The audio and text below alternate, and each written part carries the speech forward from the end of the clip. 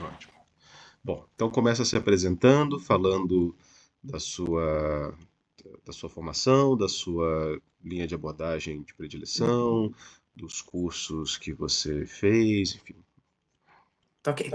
Meu Uhum. nome é Ângela Alranati, eu sou psicóloga clínica e tenho a especialização em terapia cognitivo-comportamental, em fenomenologia e luto. Também sou graduada em filosofia, fonoaudiologia e pedagogia.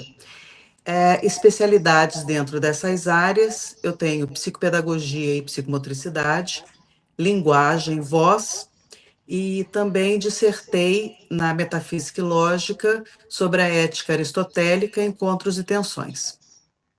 Legal. É, então, vamos começar assim, ainda numa linha introdutória, né? Uhum. O que te levou a escolher a psicologia clínica? É, e, e, e como é que você sentiu que as suas outras graduações, enfim, te auxiliaram nessa área? Quando eu fiz a pedagogia, através da pedagogia eu conheci Comenos, me apaixonei pela educação, e aqui no Brasil estava começando o curso de fonoaudiologia.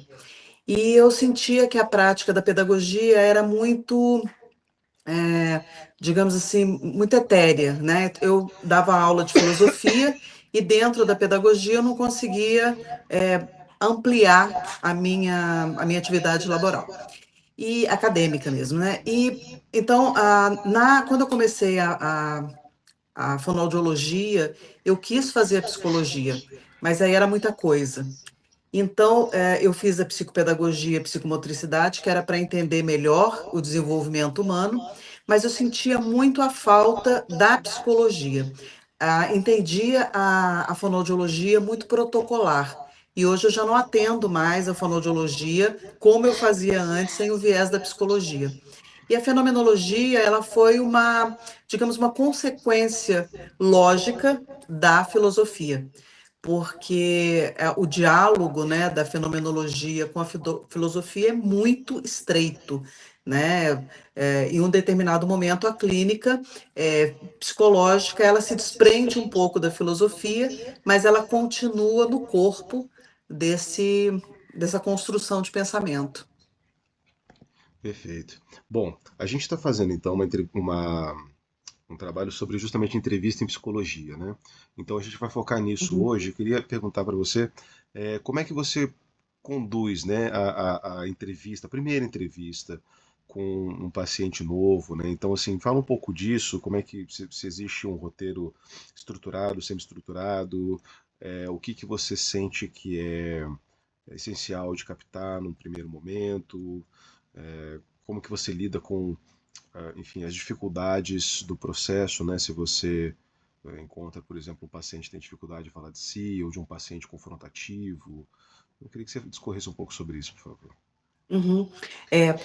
Para mim, o mais importante, num primeiro momento, é como o paciente chega até o consultório, como ele me procura. Se ele manda mensagem, se ele pergunta primeiro o preço, se ele pergunta o horário ou a disponibilidade dele. Aí eu percebo a urgência ou a resistência, ou como esse paciente ele está entregue. Ou se é uma outra pessoa, às vezes, que marca a mãe, a esposa, o marido, isso já tem um significado importante para essa primeira entrevista. Então, também, se o paciente ele é pontual, se ele chega nervoso, muitas vezes ele chega e diz: Eu não sei como é que eu começo, eu nunca fiz uma sessão de psicologia, ou às vezes ele fala: Eu nunca fiz psicólogo. Eu acho muito interessante, né, quando eles falam isso: Eu nunca fiz psicólogo. E aí, dentro da fenomenologia, a gente tem que deixar o paciente muito livre. Não pode ter uma entrevista estruturada ou semi-estruturada, porque a gente vai trabalhar com a vivência dele, com o significado que as coisas têm para ele. Então, a gente encoraja, então a gente suspende todos os nossos juízos de valores, a gente faz um acolhimento, né? A gente proporciona um ambiente acolhedor para ele, dizendo: olha, eu não estou aqui para te julgar, eu estou aqui para te ajudar. Então você pode falar do jeito que você sabe, do jeito que você quer, do jeito que você se sente à vontade, porque o paciente, num primeiro momento, ele vai trazer aquilo que ele pode suportar. Posteriormente, as outras coisas vão chegando, mas num primeiro momento, não é tudo. É só uma fachada. Então, ele traz aquilo que está mais na angústia. E aí, dentro da abordagem fenomenológica, você incentiva o paciente a descrever como aquilo é na prática para ele, no dia a dia, como é que ele está se sentindo em relação àquela experiência, o significado daquilo, que tipo de sentimento aquilo está trazendo, como ele percebe essas coisas. Então, você pode induzindo a fala, ali orientando a fala, mas deixando que ele livremente disserte. E tudo que ele traz é, é anotável, né? A intencionalidade. É importante fazer a redução fenomenológica, né, que ela se assemelha muito ao hipoqué, que você não, você suspende todo o seu juízo.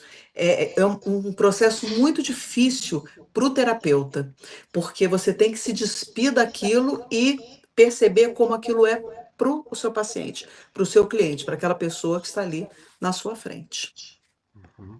Interessante. Bom, você falou que tudo é anotável, enfim, né? Mas a gente também sabe que muitos pacientes chegam com uma verborragia às vezes excessiva, né? Enfim, precisam falar, botar muita coisa para fora. E você, como terapeuta, precisa filtrar isso, né? Como que Uhum. você percebe, como que você separa, né? Aquilo que é digno de nota, aquilo que é mais uma nota de rodapé, como, enfim, né? Como que você faz essa filtragem das informações que o paciente traz para você no primeiro momento?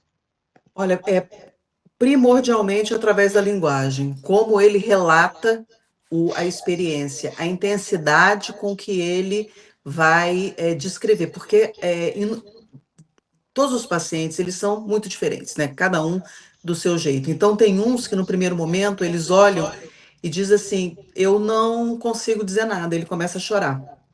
Você tem que dar o tempo. Nessa hora você pode oferecer uma água, né? Quer um café, quer uma água, tenha seu tempo, eu tenho tempo para te ouvir. E aí ele vai se acalmando. Então, isso também já é o quanto ele está angustiado com aquilo. Então, esse silêncio, essa supressão de palavra, ele é muito importante. Então não é aquele momento, não, e você fala junto, né? Não pode. Deixa ele chorar, né? Se acalma, fica em silêncio. Não pode segurar na mão, não pode abraçar, não pode levantar e bater no. Eu sei o que você deve estar passando. Não, você não sabe nada, né? Então, se você se retira daquele lugar, deixa o paciente, ele se recompõe, e isso é anotável. E também você vai vendo como ele vai relatando as próprias expressões corporais dele, né? Às vezes você pergunta, né? Como é isso para você? Como você percebe a importância disso na sua vida hoje? Ele fala, nossa, é muita coisa. Então ele joga o corpo para trás como se fosse um coice. Então você já percebe que aquilo é uma coisa que impacta muito. Então a forma como ele vai se comportando, a corporeidade dele, as expressões faciais, ou a esquiva, porque às vezes ele também evita falar aquilo. E aí você pergunta, né? Como é isso na sua vida? Ah, isso é muito impactante. Aí ele já entra em outro assunto. Então aí você percebe que aquilo é realmente muito, mas ele não está preparado para aquele momento. Então é uma tensão, por isso que a clínica psicológica ela precisa ser desenvolvida com experiência, critério e talento. Porque se você não tem o talento para ouvir, se você não tem, você é uma pessoa ansiosa na escuta, você não vai perceber isso, né? Não é aquilo que você tem para dizer, é aquilo que o paciente tem que trazer para você e você tem que alinhavar e fazer essa devolutiva para ele depois. Interessante. É, então, assim, a gente estava falando sobre esse contato e esse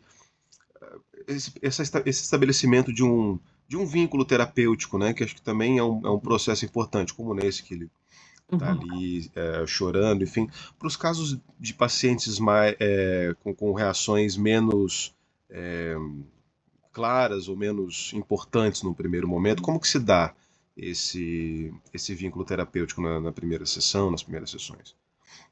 Às vezes você percebe uma fragilidade de vínculo, é que não existe ainda o vínculo terapêutico, né? A primeira sessão é aquela chegada, e muitas vezes eles saem dali realmente confortados, eles saem dali querendo voltar. Às vezes até o paciente que o, a mãe marcou, a esposa marcou, o marido marcou, e ele quer voltar porque ali ele encontrou realmente um lugar onde ele pode falar. É, toda a resistência do paciente, no primeiro momento, né, para essa entrega, porque ainda não existe o vínculo, para essa entrega, ela é importante. Então você sabe como que você vai lidar com ele, né? Porque é um processo que não tem tempo, né? A gente trabalha com a noção do kairos, o tempo interno. É aquele tempo que é da pessoa. Então, o tempo cronológico, ele marca a sessão, mas o tempo que ela tem para elaborar, para trazer aquilo para o set terapêutico, para ela confiar, para ela criar esse vínculo terapêutico, é o tempo dela. Então, às vezes, demora muito. Às vezes, eu percebo assim, já aconteceu de uma paciente trazer umas questões laborativas, ela estava sendo muito pressionada na empresa, e ela foi falando sobre isso na quinta sessão, mais ou menos, a hora que ela estava levantando para ir embora, na porta já ela falou: Ah, na próxima sessão eu quero falar com você que eu recebi o diagnóstico que meu filho é autista. Eu falei, certo, e quando foi que você recebeu esse diagnóstico? Ah, já tem uns 2 meses. Ou seja, quando ela chegou para a sessão, ela já tinha esse diagnóstico. Mas como foi tão impactante para ela colocou algumas coisas antes que a gente não diz assim, não tem importância. Tem importância, mas não é já é um fundo, não é a primeira questão, Hum. né? Então aí você sabe que você vai ter algum trabalho para lidar com isso que ela trouxe já no finalzinho, né? Assim, abrindo a porta, que não dava para voltar e falar, então vamos falar sobre isso. Sei. Não dava, né? Entendi. E assim, você falando sobre a sua inserção como terapeuta no processo de entrevista, vamos falar disso, né? Como é que são como é que você define as intervenções durante uma primeira entrevista, né? É, como é que você como é que você resolve aprofundar, né? Entrar num assunto que você sente que é importante para o paciente, ou se você não faz isso, se você deixa ele elaborar, né? Porque eu sei que na fenomenologia tem o seu método próprio, mas queria saber como que é o papel do entrevistador, do psicólogo nesse primeiro momento, né? Que momento que você faz intervenção, que momento que você deixa falar, que momento que você interfere, enfim. A intencionalidade é é um conceito muito importante da fenomenologia, né? Então, assim, o mundo está ali, né? E o que importa é aquilo que ele elenca como fenômeno, a experiência dele e tudo que isso reverbera para ele. Então, as intervenções, no primeiro momento, é livre. Você deixa ele falar, deixa ele trazer, porque é um ambiente de acolhimento. Então, a primeira sessão é para ele falar. Se você percebe que ele trava em algum assunto, ou que ele também quer que você dialogue, porque muitas vezes o paciente ele chega ali achando que você vai dar uma receita para ele, que você vai dizer o que. Tem uns memes assim, né? Olha, toma aqui meu WhatsApp e vê o que eu posso fazer com essa situação. E não é isso, na prática clínica, absolutamente o psicólogo ele não dá essas respostas. Ele ajuda no processo até de maiêutica socrática, né? Que ele tem que trazer essas respostas que estão ali, porque a vivência é dele, não é minha, né? Então, nós somos condutores. E aí, na primeira entrevista, é mais difícil você entrar nas questões. Então, eventualmente você pode perguntar, né? E como que você se sente em relação a isso? Como que você percebe isso na sua vida? Mas de uma maneira muito geral. Ele pode sair pela tangente, ele pode retornar o assunto, já acontece isso também. No primeiro momento, ele diz: Ah, eu esqueci o que eu estava dizendo. Eu comecei aqui, eu até juntei umas coisas para dizer, mas eu esqueci. E aí passa um tempo, ele fala: Ah, eu lembrei. E você já está falando de outra coisa. E ele desorganiza. Então, essa desorganização também, ela é muito importante para você perceber como que você vai estruturar, mais ou menos, as outras sessões. Você sabe que o paciente ele é desorganizado, né, verborrágico, como você diz, no primeiro momento ele está ali muito abafado, e aí você depois vai contornando, sempre deixando ele trazer, presentificar os momentos dele através da linguagem. A linguagem é muito importante na fenomenologia, né? Ela não tem o peso da linguagem na psicanálise, ela é um outro entendimento da linguagem, mas a intenção que existe por trás de tudo que ele traz no seu discurso. Então, num primeiro momento, deixa livre, faz algumas intervenções, depois você vai lidando, tentando um aprofundamento, porque a fenomenologia, ela é uma abordagem profunda também. Ela não é, ela é muito diferente da psicanálise. A psicanálise é muito importante que a gente estude, mas a prática clínica da fenomenologia, ela é muito diferente. Então, é preciso que você entenda a consciência que ela está ali. A consciência para a fenomenologia, ela faz parte do cotidiano, ela faz parte da intencionalidade, ela faz parte de como ele percebe essa experiência. Essa é uma consciência que ela é mais, ela é superficial, não é isso. Ela é uma consciência mais acessível. Uhum. O De, inconsciente também é mais acessível na fenomenologia, né? Um exemplo assim que eu gosto de dar, quando eu vou explicar o que é o inconsciente na fenomenologia, eu pergunto assim uma música, você sabe aquela música assim, nada do que foi será de novo? Você conhece a música? uhum. Você estava pensando nela? Mas a hora que eu falei para você, imediatamente você pegou da sua do seu inconsciente, porque ela estava ali guardado. Isso é inconsciente da fenomenologia. Interessante. Falar um pouco sobre as questões éticas da entrevista, né? Que tipo de cuidado que você, enquanto terapeuta, tem que ter durante uma entrevista, né? Enfim, ou uma anamnese, enfim, o tipo de entrevista que você desenvolve, né, na sua clínica, é, e como que você lida com, enfim, com outras coisas, sei lá, distorções, omissões, se você já teve que interromper um atendimento por algum motivo, né? Como que se dá isso para você?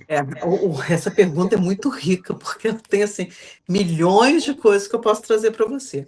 Então, assim, as questões éticas da prática fenomenológica, em geral, são as questões éticas da psicologia. Então, assim, a sua vida não interessa para o paciente, você não tem que compartilhar, né? Você pode eventualmente responder uma pergunta ou outra, mas você não pode compartilhar. Por exemplo, uma pessoa que se separa. Você também é separada, né? E aí você fala assim, vamos falar de você, né? E aí você assim, mas como é que foi a sua separação? Como é que foi? Não, não interessa, né? É, então, você não pode segurar na mão, sabe, e abraçar e dizer, eu estou aqui com você, eu sei o que você está sentindo. Isso não se fala. Você tem que ter cuidado com as suas expressões faciais, porque às vezes ele está fazendo um relato ali muito impactante e você não pode. "Ah, nossa, é mesmo. Você não é a Candinha, né, da fofoca. Não, você está ouvindo aquilo ali como terapeuta, né? Você, você pode demonstrar algum assim, alguma ternura pelo que ele está dizendo ao paciente que relata a morte do filho. Você não vai ficar assim, né? Totalmente impassível, né? mas você pode dizer: eu percebo o quanto isso está doendo em você, mas não eu sei. Então, isso é um limite muito ético, né? Eu sei não, mas eu percebo, eu observo o quanto isso está sendo doloroso para você lidar com isso no seu dia a dia. É também uma questão ética, né? Que é do atendimento, é você, por exemplo, puxar o celular na hora que o paciente está narrando uma coisa muito importante, você. Ah, só um minutinho que eu vou responder aqui, que isso aqui é urgente. Não, absolutamente. Você não mexe no celular enquanto o paciente está narrando. Nada, absolutamente nada. Deixa o seu celular bem longe, programa ele para ligar só depois no intervalo da sessão, mas durante você não pode fazer uma coisa que não existe nada mais importante do que a narrativa do paciente, né? E sim, às vezes a gente tem que interromper, né, a- quando o paciente ele passa dos limites ou ele está muito agressivo, não que você, eu já tive paciente, por exemplo, que levantou e veio para me agredir. E eu continuei sentado, olhei para ele e disse assim: você pode sentar, a gente pode continuar conversando, ou se esse momento não estiver tão bom para você, a gente pode interromper e conversar sobre isso em outro momento, mas sem perder, sem, não, você tá, ou então utilizar termos religiosos. Ai, pelo amor de Deus, isso não se faz, né? Ou eu vi uma vez uma psicóloga clínica, a, uma amiga, ela estava perdendo o filho aqui por Covid, abriram o CTI para ela ir. E aí a psicóloga chegou para ela e falou assim: mas você não entregou o seu filho para Nossa Senhora? Mostrou a imagem de Nossa. Você não entregou o seu filho para ela? E aí essa mulher disse para ela: não, não entreguei não. E se algum momento alguém entregou, não era para ela levar. Então, assim, isso é uma coisa que assim, essa pessoa em questão era uma teia, né? E a psicóloga do hospital invoca a imagem da Virgem Maria, né? É comum também os pacientes perguntarem qual que é a sua religião antes deles começarem a falar, Uhum. né?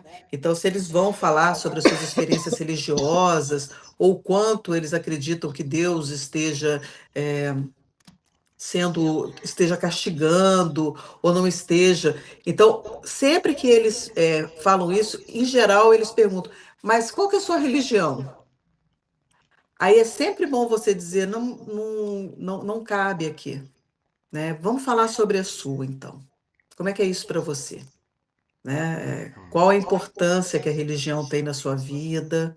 E aí você pode dissertar por esse caminho. Então, nunca se colocar, também responder essas perguntas que são muito capciosas, porque depois o paciente ele começa a fazer, em termos psicanalíticos, uma transferência. E você pode incorrer no erro de fazer uma contra-transferência e pronto, acabou.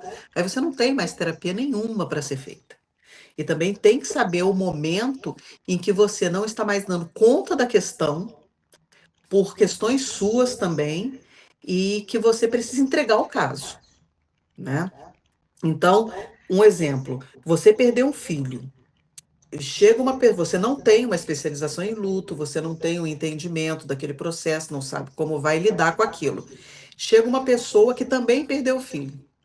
E aí ela chega dizendo assim: olha, eu vim aqui porque eu também soube que você perdeu um filho, então eu quero ser tratado por você. É a primeira confusão que o paciente faz, de achar que aquela pessoa que teve a mesma experiência é capaz de entendê-lo, porque ali não é uma troca de experiências. Ali é um processo terapêutico baseado em fundamentos, né, científicos e a vivência das pessoas, que precisam ser separadas. E aí, se o psicólogo perceber que ele não vai dar conta, ele precisa entregar o caso e ser sincero. Olha, o que você está me trazendo é uma coisa muito forte para mim, então eu não me sinto preparado para lhe atender, mas vou lhe indicar um colega que tem um preparo, que pode te ajudar nesse processo, e entrega o caso. Não pode ficar, isso é o limite da ética, importantíssimo. Você não pode ficar com o caso que você não vai dar conta de resolver.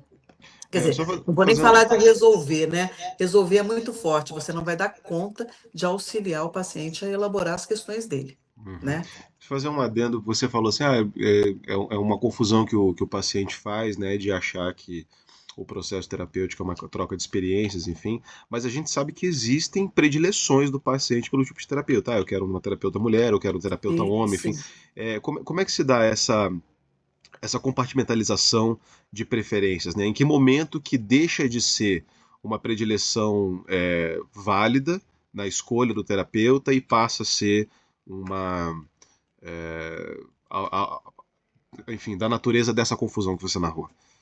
Essa é uma pergunta muito importante, porque assim, a gente não pode esperar que o paciente ele tenha uma clareza sobre as escolhas, sobre o processo terapêutico. Muitas vezes ele chega lá, como é que é fazer psicólogo? Então, essa pergunta você já demonstra um total desconhecimento de tudo. A questão tem que vir da gente. Então, assim, é você se manter neutro, porque o psicólogo ele não tem sexo, ele não tem uma história pregressa, ele não tem nada quando você vai lidar com a fenomenologia, né? E aí o paciente ele chega querendo mulher, chega querendo homem, chega querendo uma pessoa mais velha, porque ele acha que a pessoa é mais experiente, mas isso é uma questão dele. Então, por exemplo, homens com dificuldades sexuais não querem psicólogas, eles querem psicólogos. Então, é muito interessante porque eu tenho um grupo de psicólogos, né, que a gente vai compartilhando quem atende tal convênio, quem atende não sei o quê. Então, quando eu vejo assim, um homem de 50 anos, ele quer ser tratado com psicólogo, ele não quer a mulher. Então, você já sabe que é uma questão masculina importante para ele e que ele não quer ser desmerecido aos olhos de uma mulher. Então, assim, você pode intuir isso? Pode. Você pode formular um juízo de valor? Não. Você não pode bater o martelo de forma nenhuma. Você pode perceber que ali é uma questão que ele não vai lidar muito bem com digamos assim, a pessoa. Ele vai olhar a pessoa como, não como terapeuta, né? Como alguém que vai julgá-lo. Porque na cabeça do paciente, ele vai ter medo, sim, de falar muitas coisas, porque ele tem medo do julgamento, né? Então, isso não é um problema nosso, isso é um problema dele. Então, é uma questão do psicólogo, durante a sua prática clínica, demovê-lo das resistências e ensiná-lo, né, através de um acolhimento, a confiar no processo. Perfeito.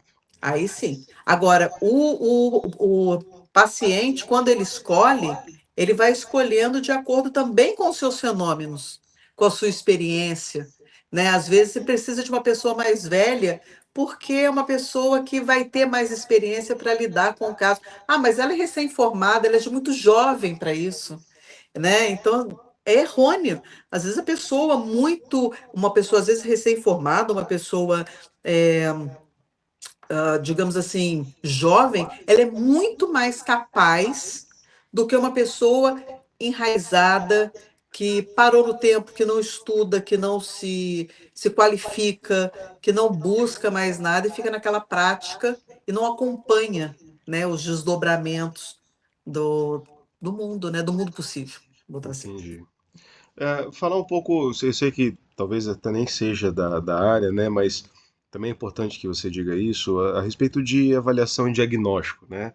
A Uhum. fenomenologia, ela tem avaliação diagnóstica, você busca fazer isso, é, enfim, você evita, né, você falou, a gente tem que evitar bater o martelo nas questões, enfim, mas como que é a busca pela queixa, né, Aham. do paciente? Não, a fenomenologia, ela contempla a psicopatologia, os diagnósticos psicopatológicos. Num primeiro momento da entrevista, você não se atenta aos sintomas. Uhum. Você pode até perceber, mas você desconstrói aquilo para você e você não se detém nos sintomas que ele está trazendo. Posteriormente, Aí sim, você pode lidar com todos os transtornos, com os sintomas dele no viés fenomenológico. Aí já é uma prática clínica mais direcionada, como você vai lidar com a compulsão, como você vai lidar com as obsessões, como você vai lidar com as neuroses.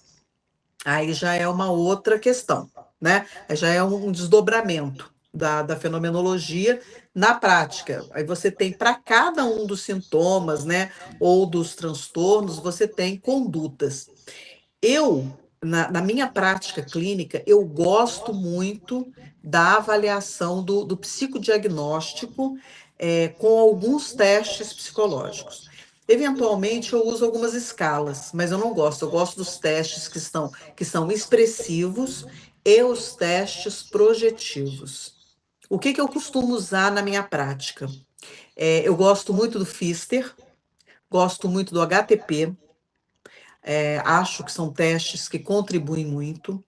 Gosto muito, eventualmente eu utilizo o inventário de depressão e ansiedade, até no sentido de que o inventário ajuda o paciente a organizar, né? Às vezes nem ajuda tanto a prática, porque você já percebeu com a sua experiência tudo aquilo que ele está trazendo como sintoma, mas quando você apresenta um inventário, ele vai marcando, ele vai se perguntando aquilo, ele também se organiza em relação aos seus sintomas.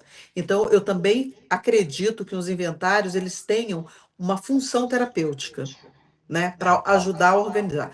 E eu gosto muito do Pequeno Rochar, que é o Zuliger, que são 3 pranchas, né? Gosto bastante, eu já fiz uns 3 cursos com Cícero, eu espero fazer até um curso com você, com Cícero. E já fiz também com outras pessoas, é um teste muito interessante, o Zuliger, né? Então, basicamente, eu uso esses testes Uhum. na prática. E assim, ainda falando dessa entrevista inicial, enfim, né? A gente falou um pouco sobre o silêncio, sobre o paciente que não engaja, né? Sobre o paciente que resiste. Queria que você pudesse falar um pouco mais sobre enfim, né, as saídas possíveis, né, para o terapeuta diante dessas questões, ou se não são questões. Você já teve alguma entrevista que te marcou muito, uma entrevista inicial, assim, que fez você, quem sabe, falar, poxa, para isso aqui eu não estava preparado, enfim. Eu acho que o terapeuta que sempre pensa isso é um terapeuta é, assim aberto, né? Eu acho que nenhum terapeuta ele pode ter essa total segurança de achar que ele vai dar conta aquele caso é clássico e é simples porque isso já não dialoga com a fenomenologia, que isso já é uma coisa que ele está achando sobre o conhecimento que ele tem. E não, a literatura é muito extenso. A subjetividade humana é um poço sem fundo, porque você pode ter algumas diretrizes na fundamentação, mas cada pessoa que chega ali é uma pessoa totalmente diferente. E sim, porque não é só o paciente, você tem o entorno dele, o lugar onde ele está inserido. Então, você tem a família, você tem um ambiente de trabalho, você tem os amigos, você tem um caso, assim, eu tive até um caso recentemente que eh, me chocou muito como terapeuta. Posso contar? Pode? Assim, né? Uma moça me procurou com um relato de abuso psicológico e físico, porque ela se envolveu com o chefe dela. E aí eu perguntei para ela se ela, como que aquilo era no ambiente de trabalho, se ela pretendia fazer alguma outra coisa, denunciá-lo, ou ela falou, não, eu quero lidar com isso só terapeuticamente. Ok, ficamos ali um tempo, passado um tempo chegou uma outra moça que tinha se relacionado com a mesma pessoa e sofrido mais violências ali. E aí elas se encontraram um dia, porque a cidade é pequena, porque o shopping é pequeno, e aí elas sabiam, né? E elas se encontraram também no caso. E essa segunda começou a pesquisar outras mulheres que se relacionaram com ele e começaram a perguntar sobre violências, e todas haviam sofrido violência. E aí elas resolveram fazer um grupo e denunciar. E aí, quando elas denunciaram, esse camarada ligou para mim pedindo horário para eu atendê-lo. Eu falei que infelizmente eu não dispunha de horário, né? Mas que eu poderia indicar pessoas que poderiam ter horários para ele. E ele foi, agradeceu, pediu para uma outra pessoa ligar e eu aceitei. E aí ele retornou, falou: você aceitou a pessoa e disse que para mim não. Eu falei: não, para você não. É porque eu estou tratando pessoas que têm um interesse, né, que estão relacionadas a você de alguma forma, e eu não posso lhe aceitar. E ele começou a assediar. Ficava na frente do meu consultório e foi um período muito difícil, né? E a sorte é que eu tenho algumas pessoas ligadas a mim, até a justiça, e eu comecei a pedir algumas orientações, e o delegado da cidade, meu paciente também, ele me orientou, e eu tive que pedir medida protetiva para essa pessoa, porque ele começou realmente a ameaçar.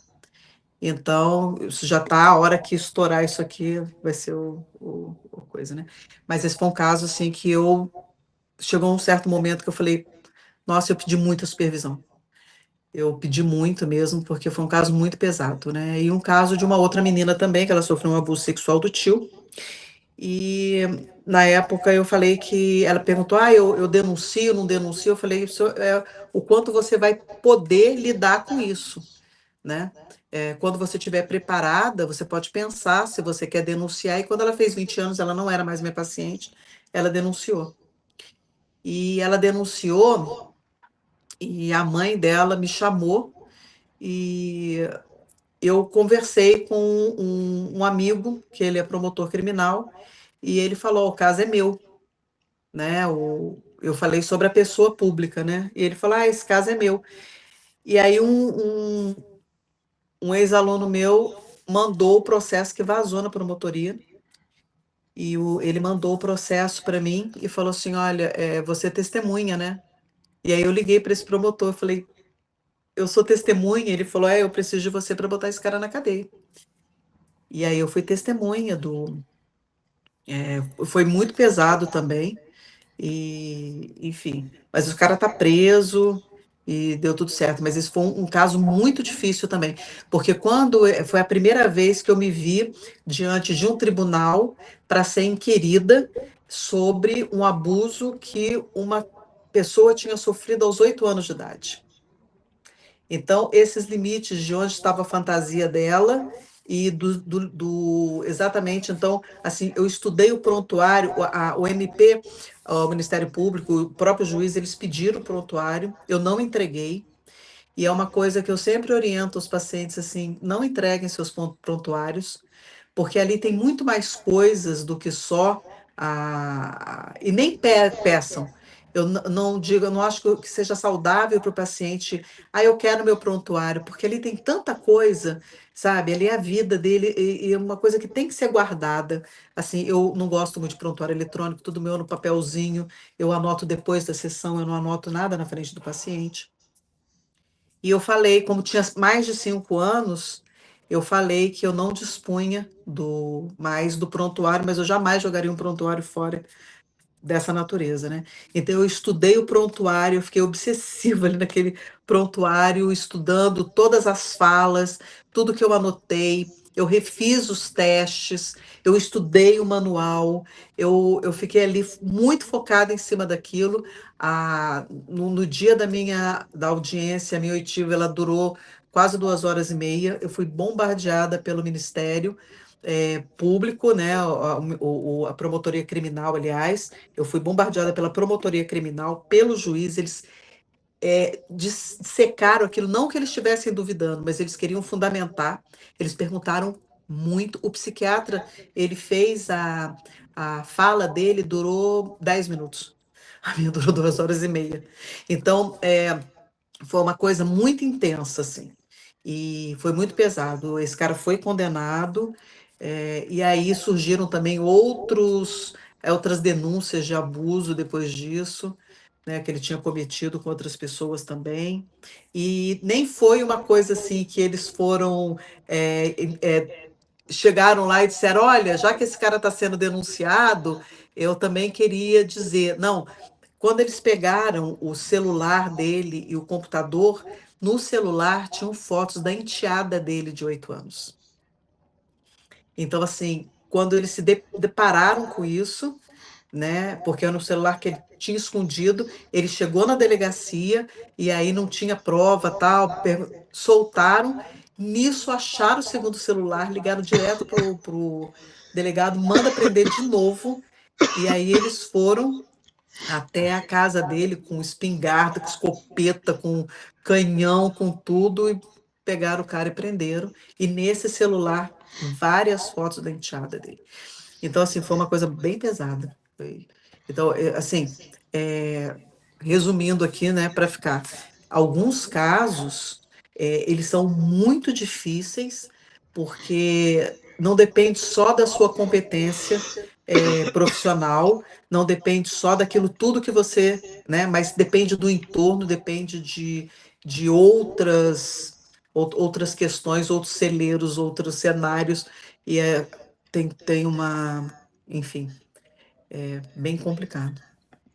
Interessante. Você falou da supervisão que você pediu nesse caso, né, que você precisou. Eu queria também perguntar sobre isso, né, sobre o papel da supervisão nesses primeiros contatos com o paciente, né, porque a gente está falando dessas entrevistas iniciais Uhum. e eu não sei em que momento que, né, você na fenomenologia aciona, né, a supervisão ou pede supervisão já no primeiro instante, mas como que funciona essa questão?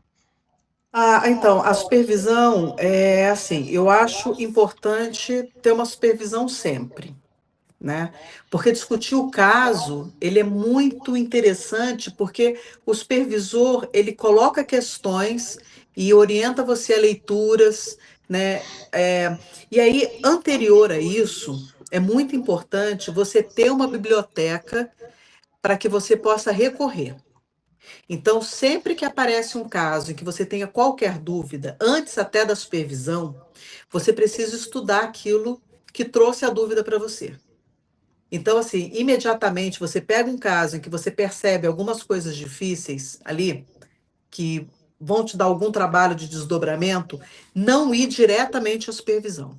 Primeiro estudar, porque você precisa ir para a supervisão apoiado para discutir, porque senão a supervisão ela fica uma aula e enviesada. Porque quem está trazendo para você, para o supervisor, é um interlocutor. O supervisor não está ouvindo do paciente, ele está ouvindo do terapeuta, e aí você já vê que tem um processo de transmissão de mensagens e que pode ser contaminado, né? Então, a supervisão ela é sempre bem-vinda, né? É a responsabilidade terapêutica você ter um supervisor e recorrer a ele. As primeiras sessões, eu não indico a supervisão imediatamente. Eu acho que o terapeuta ele precisa filtrar aquilo, né? Perceber a intencionalidade, fazer a redução fenomenológica, ou seja, não se tratando só da fenomenologia, mas qualquer abordagem, ele precisa ouvir. Então, ele precisa construir. A partir do momento em que ele consegue construir alguma coisa acerca daquela história e todas as dúvidas, ele primeiro recorre à literatura, que é muito importante que ele se cerque disso, ele estude, busque tudo aquilo, aí sim ele vai elencar as questões e levar para a supervisão. Porque a supervisão, ela precisa ser pontual. A supervisão não está ali para atender o seu paciente. Ela está ali para tirar suas dúvidas sobre o atendimento. Porque você não pode criar uma dependência da supervisão, que é o que muitas vezes acontece. Né? As pessoas criam uma dependência e fica ali. Ah, mas aí ele falou isso e não era isso. Depois ele falou, peraí que eu vou perguntar para o supervisor sobre isso aqui, né? Então, assim, é ter a segurança do atendimento através do, daquilo que você apreende na sua literatura, nos seus estudos. Então, nunca deixar de ler a respeito de todos os conceitos e aí depois procurar supervisão. Então, a supervisão é uma coisa constante, mas ela precisa ser também procurada com uma certa parcimônia. Não pode ser qualquer coisa a supervisão. Porque você não tem só um paciente, você vai ter vários pacientes para levar para a supervisão, Hum, né? Então, entendi. precisa ser muito pontual. Tá certo. Bom, para terminar, eu vou fazer uma pergunta mais subjetiva, quem sabe, mas Uhum. queria, na sua avaliação, saber o que que você acha que nesse processo da entrevista, o que que você acha que não pode ser ensinado, aquilo que só a prática traz, né? E nesse sentido também, o que que diferencia para você um entrevistador experiente de um iniciante? Boa pergunta. O que é só a prática traz? A escuta, o filtro da escuta, porque você pode ter toda a teoria, mas se você não souber colher, se você não souber escutar, se você não souber suspender o seu juízo de valor, você não vai ser um bom terapeuta. Então, isso é a prática, né? É controlar, né, tudo isso, deixar o paciente ser ele mesmo, né? Em nenhum momento repreender, por pior que seja o que você está ouvindo, né? Porque muitas vezes eu recebo pacientes no consultório que se queixam de outros terapeutas que brigaram, ou repreenderam, né? E a pessoa se sentiu totalmente humilhada, acuada, né? Disse, nossa, mas eu estava ali para levar, eu levei uma bronca, né? Então, assim, isso é a sua prática, é você suspender todos os seus preconceitos, os seus juízos de valor, tudo. Então, isso é uma coisa que a formação em si, ela não ensina, é a prática. A controlar a sua postura, né? Então, não é qualquer roupa que você pode ir, mas é meu estilo. Não, você não pode ir com uma calça grudada, porque você não sabe que tipo de feitiço tem aquele paciente. Você não pode ir com uma roupa curta, você tem que ir preferencialmente visto no jaleco, se você quer sair dali, vai para outro lugar com uma roupa, uma blusa um pouco mais curtinha. Então, assim, é muito importante que você perceba que o paciente ele não pode ver você como uma pessoa que ele está ali fazendo uma fofoca, né? Ele está lidando com o terapeuta. Preciso você aprender ou ensinar para esse paciente que há um distanciamento, né, da pessoa. Então, eu acho que isso é muito importante, que você que a formação não te ensina, mas é importante que você exercite no seu dia a dia constantemente. Tem mais alguma coisa? Você acha que você Eu perguntou perguntei uma aqui última? o que que diferencia um entrevistador iniciante de um experiente, né?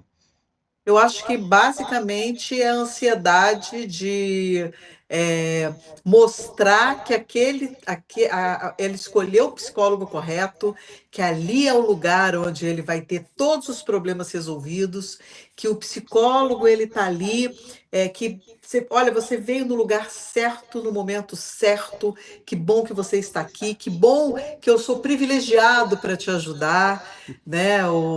Esse tipo de coisa, ele demonstra que o terapeuta ele é muito incipiente. Você tem que deixar a pessoa, inclusive, querer voltar. Você não pode induzi-la a querer voltar. E a hora que a pessoa quer interromper a terapia, ela precisa interromper a terapia. Então, em nenhum momento o psicólogo pode fazer contas. Nossa, eu vou deixar de atender essa pessoa, mas espera lá, eu tenho uma internet cara, eu tenho prestação do carro, eu tenho. Não. E uma coisa importante, né? Eu não dou alta na minha prática clínica. Isso eu deixo bem claro logo no início. O psicólogo, quando ele dá alta, ele está se colocando no lugar do paciente. Ele pode transferir o paciente, isso não é alta. Mas ele dizer, eu percebo que você está preparado para ficar. Eu não acredito nisso. Eu acho que a pessoa pode dizer, existem algumas falas que eu acho que é importante. Por exemplo, eu gostaria agora de experimentar um tempo sem a terapia. É válido, né? Ah, eu quero parar por enquanto, ou eu estou muito apertado financeiramente, aí o psicólogo começa, não, mas a gente faz uma redução do valor. Não. Você tem que deixar o paciente ir. E se ele sentir confiança, se ele sentir necessidade, ele vai voltar. Se ele não voltar e ele for para outro terapeuta, é porque ele não estava, ali não era o lugar dele. E o mais importante é o paciente, não é o psicólogo ali. O psicólogo ele tem que pensar que ele é um agente, ele não é o dono da situação. E ele não vai salvar ninguém, né? Ele vai auxiliar. Então, isso também é uma coisa muito importante, a pensar em que momento se interrompe uma terapia. Hum, O ok. psicólogo não interrompe, a não ser que ele não esteja em condições, que ele sinta que o caso é difícil para ele, que ele não está dando conta, que o que o paciente está trazendo ele não está conseguindo suportar pela sua estrutura psíquica, e aí são muitos os casos, aí ele pode transferir para outro, oferecer várias pessoas e não dizer assim, eu quero que você trate com essa pessoa que vai te ajudar. Não, eu posso te oferecer algumas pessoas que podem te ajudar nesse momento, alguns nomes você procura dentro da sua, mas nunca oferecer redução de valor, né? Ou também tem uma coisa importante na minha prática. Quando o paciente chega para mim e diz assim: ah, eu quero fazer de 15 em 15 dias, eu quero vir só uma vez por mês. Eu não aceito. Ou ele vem toda semana, ou ele não vem. Porque essa é a minha regra. A minha regra é clínica. Ele precisa ter uma continuidade. Ele precisa ter o compromisso de vir. Ele precisa ter uma semaninha para ele elaborar aquilo tudo e ele voltar. E também, na minha prática, né, eu converso isso no contrato terapêutico, que é um momento muito diferente do acolhimento do paciente. É preciso ter o momento do contrato terapêutico. Então, isso aí é uma outra coisa. É quando você informa os valores, né? Que aí, faltando, às vezes, na primeira sessão, dependendo se você cobra a primeira sessão, não cobra, eu sempre cobro a primeira sessão. Eu nunca peço um depósito antes para a pessoa. Ah, então para eu agendar você precisa pagar a primeira sessão? Não, deixa a pessoa vir, né? Se a pessoa não pagar, não é calote. Aquilo é um recado para você, né? Então, aquele é um bom recado para você. Então, em geral, as pessoas, eu, como terapeuta, eu não tenho calote. Eu não recebo calote no consultório. De forma nenhuma. Eles pagam muito direitinho. Mas eu deixo assim, no contrato terapêutico, eu digo, você tem uma vez na semana, nós vamos nos encontrar. O horário é seu. Caso você não possa comparecer, você precisa avisar com antecedência para que eu possa oferecer a você um segundo horário. Mas você vai pagar pelas sessões, independente de você fazê-las ou não. Por quê? Porque é um compromisso que ele tem. Lamentavelmente, o ser humano, ele mexeu no bolso, para ele é uma questão fundamental. Nada pesa mais. Então, ele não vai querer pagar para o psicólogo não fazer nada. Então, ele vai. Ele fala, ah, não vou pagar. E às vezes não. Isso é sempre.